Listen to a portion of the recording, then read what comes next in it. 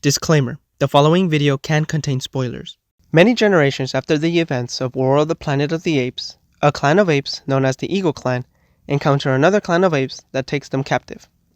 Now, in the kingdom led by Proximus Caesar, the apes are forced to work. Their task is to get into a military bunker so that Proximus Caesar's plans for evolutionary advancement can be achieved. Although this movie in itself was pretty great, I do believe it does not compare to the other movies within this franchise, simply because it doesn't emotionally captivate us as well as the previous three, directed by Rupert Wyatt and Matt Reeves. I believe that there's three key factors why I felt that way. 1. My personal bias and resentment with the movie's direction, where it didn't correlate with Caesar's bloodline, Cornelius. 2. Though we do resonate and come to sympathize with Noah, I don't believe the movie went too deep with this emotional aspect like the other movies did with Caesar. 3. The antagonistic force. Understand that this is our time. This is my kingdom. I must destroy their kind, unless we want to live in cages again. The movie opens up with text, much like the previous iterations. Cutting to Caesar's funeral, there were tears coming out of my eyes because of how I've come to care for this character. But afterwards, it's when it all goes downhill, you can say. Yeah. Many generations later. What? What do you mean, many generations later? What? Okay, I'll definitely talk about this later. The other opening was pretty well done in my opinion, because it sparked my curiosity. Not only do we get nice visuals, but we also come to see our protagonist's mindset/character, and my favorite aspect to any fictional movie, world building. We see Noah's character when he and his friends reach a nest and there's only 3 eggs. Being part of the law and his character, he allows his friends to get the eggs, leaving one at the nest and none for him. But since bonding day is the following day, Noah, Owen Tigi, hopefully I said that right, would risk his life in order to get an egg, demonstrating his character even more. When they return back to their clan, we get even more world building, which I felt the movie delivered very well. With the mystery and danger that this Echo presents, I also liked how events progressed the story. This human tried taking one of their blankets, leaving her scent on the blanket, causing the clan to send Oda, Caden Harcher, in the hopes that he can scare it away. That night, the girl breaks Noah's egg, causing him to go get another egg before sunrise. However, instead of an egg, he comes across the other clan, who are looking for the same girl we've seen already. I will say that you can argue that some of this is the protagonist reacting to things instead of being active, and to that I say, you're right. Noah's reaction to having his egg broken causes him to go in search of another. It wasn't his action that caused the egg to break. Well, at least not necessarily, because he did went to go fix the fish rack, which inevitably would result in the same thing. It was also Noah's decision to go get another egg, only finding himself in a bad situation. Either way, I'm liking where this movie is going. Resentment aside, of course. Though, I felt we needed more scenes to fully complete Noah's character and build up that emotional connection between characters and the audience more. Though what we got was sufficient on following the story. The reason I say that is because I feel we should have gotten more scenes beforehand. Because when Noah rushes back to his clan after accidentally crossing paths with a different clan, his whole village is in flames, his people being captured, and his home destroyed. While yes, we can sympathize with our protagonist and follow him through this journey, especially during this scene, I felt like we could have sympathized with him even further. How? Well, by having more scenes relate to his internal struggles before this scene. For the most part, Noah's struggles are all external, and while I did enjoy the story, structure, and the concept, it felt extremely out of place because it feels like there is a movie missing. Events that should lead up to the kingdom of the planet of the apes, basically, because several aspects weren't explored or delved deeper. Aspects that could have tied with Noah's internal struggles. For example, how the elders didn't mention everything of their clan's past, or perhaps their separation with other clans, etc., etc. It would have been nice to see the clans perspective on Caesar's teachings, ideologies, and kind of see how they're hiding the truth from their clan, not to mention Noah's stance in everything. Is he okay with being next in line of the ego handler? Is he scared that his ego won't like him because it's happened before? What is the ego's role in this clan? Do you necessarily need an ego to maintain power, hierarchy, or a job in this clan? Scenes that could have answered that, basically. Lastly, this scene propels the story forward onto a new world. And like I've mentioned before, we can follow Noah along. But I don't believe the emotional aspect is fully there. At least, I didn't feel it. Perhaps I'm still at odds that Noah wasn't Cornelius. Or maybe related to Cornelius. Unless he was, and I'm mistaken. So do let me know if I'm mistaken down in the comments below.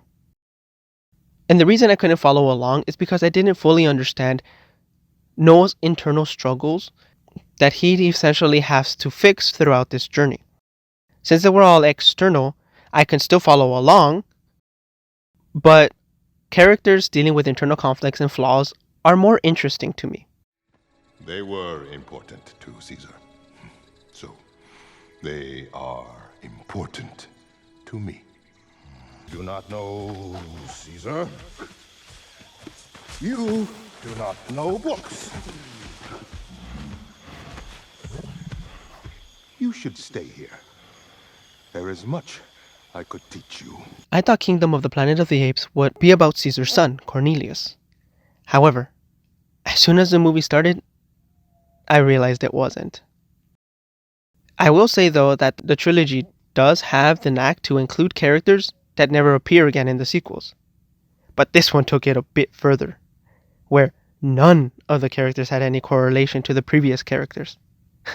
Heck, Noah doesn't know anything about Caesar or his legacy that Maurice promises Caesar he will teach future generations. I can see how part of it can be connected to this, where Proximus's mindset is a twisted one from Caesar's, how the elders didn't mention anything, and lastly, Noah's understanding of Caesar and who he was and what he stood for throughout this journey. However, like I mentioned before, the movie could have added more emphasis to this notion to really make it feel impactful. Because the movie mentions it briefly, where Noah goes about and says, the elders are wrong, they didn't teach us everything, but because we didn't really necessarily know what the elders say, we can't say whether or not that is true or not. Not only that, he just says, yeah, they lied.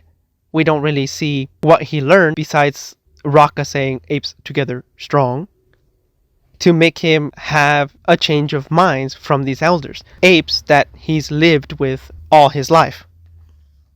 You get me? And while this could have been an interesting movie where we see how some apes deviated from Caesar's clan out of creative differences, we never went anywhere with this notion. Just small teases, which really disappointed me because I kept asking myself, is this a direct sequel to War of the Planet of the Apes or not? Throughout the movie, we kept being told of the old ways and of Caesar, but it doesn't really go anywhere, again. Not even when Proximus Caesar was introduced. His ideologies are Caesar's ideologies, but twisted, according to Raka. Why not build up on that? How? By introducing Ego's clan's ideologies beforehand, so that when we are introduced to Proximus Caesar's, not only can we see a contrast between each other, but we can also compare the two with Caesar's original ideologies and how each differs, creating not only this separation, but this big level of world building where the audience are so intrigued that they ask themselves, what happened here? Instead of having the audience question what happened here as a result of not explaining or delving deeper into this notion. Get it? It's what would add more impact to scenes like these.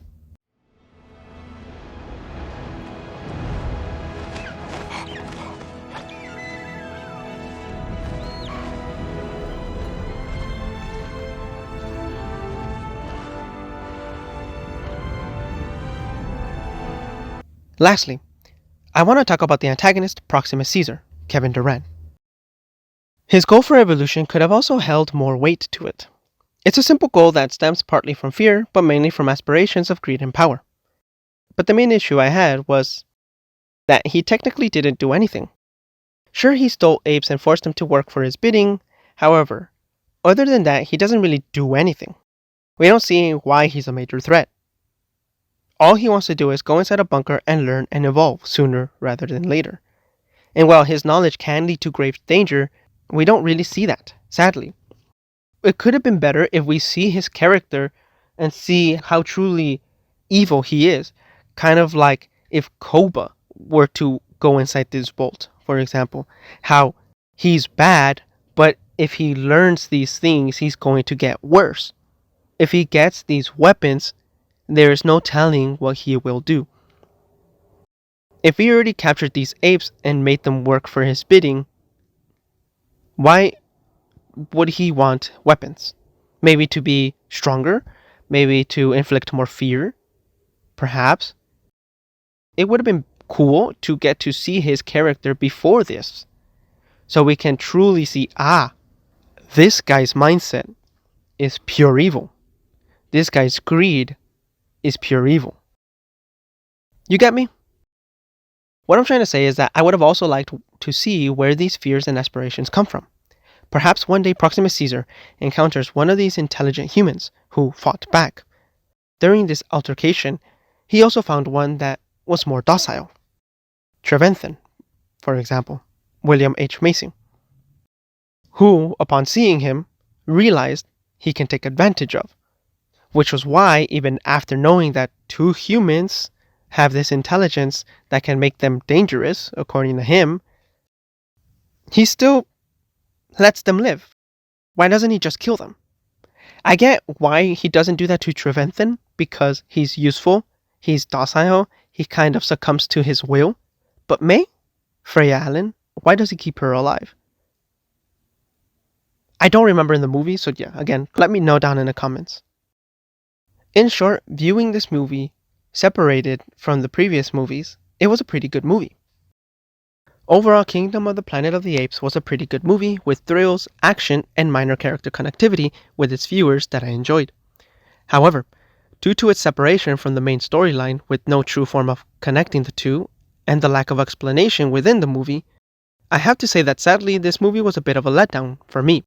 I love the original 3 movies so much because 1, Caesar, yes, the majority of the credit does go to Andy Serkis' performance, but also 2, the writing. The storyline was well written that every time I watch these movies, I keep reminding myself how great these movies truly are. Where a lot of that enjoyment was the antagonistic force, because they were well written. And lastly, 3, the emotional aspect to these movies. Each movie had forever impacting moments in them that made these movies really shine. Each movie having different stories, it all came down to one thing: the emotional journey through the perspective of Caesar.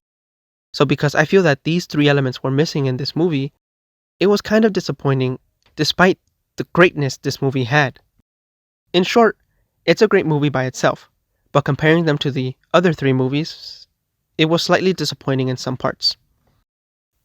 But anyways, those are just my thoughts. Did you enjoy the movie? Let me know what you thought about it down below, and I'll see you in the next review. Until then, God bless.